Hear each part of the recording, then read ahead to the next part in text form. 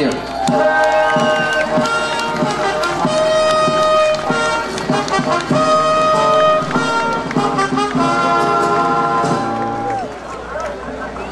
Thank you. Thank you very much. Thank you to the band for those key notes. They're great.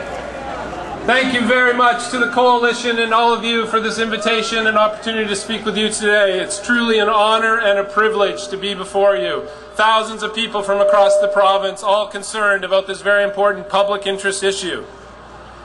You know, when looking at this situation, being contacted by people from New Brunswick, asking Mark Siwatch to intervene, I was so happy to receive this invitation, because it's very clear that when you see a premier and a political party failing to mention an action that their government will take if elected, and promising during the election not to take that action if elected into power, as the Liberals have done here, it's very clear that's not good government, it's bad government.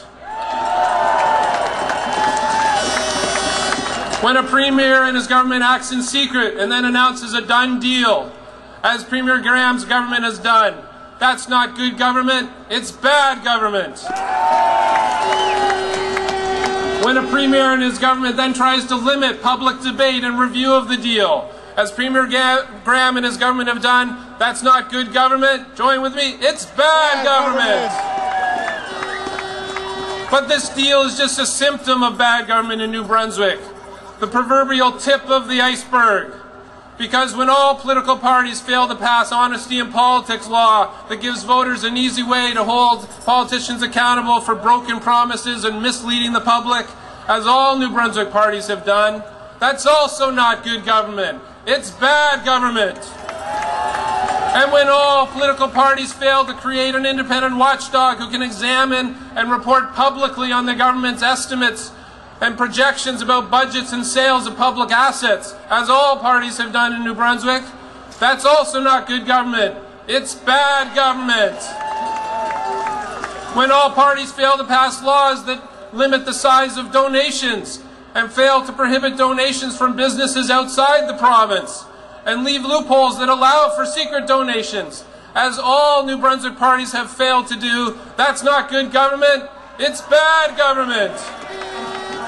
When all political parties fail to pass laws that close huge loopholes that allow for unjustifiable and undemocratic secrecy in government, secrecy that's a recipe for corruption and waste and abuse of the public interest, as all parties in New Brunswick have failed to do, that's not good government, it's bad government.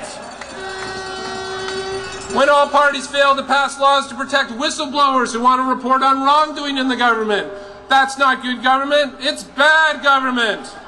When all parties fail to pass laws that require disclosure of who's lobbying whom behind closed doors, and to strictly limit what lobbyists can do as favors for politicians, that's not good government, it's bad government.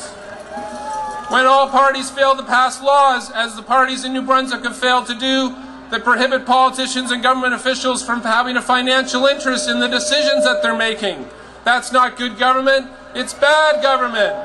And if you want to put a question to the politicians responsible for this decision that'll put them on the spot, ask them that if this deal is so clean, will they pledge that in the future, if and when they leave government, they will never take a job from anyone involved in this deal? That's a good question to put to them.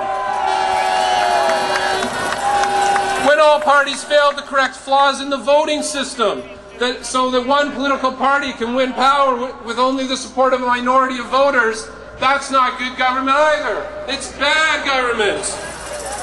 And of course, when all parties fail to allow voters to gather their signatures on a petition and force a referendum on an issue as important as this, that's also not good government. It's bad government. And finally, when a premier makes decisions that do not reflect the values and concerns of most voters, as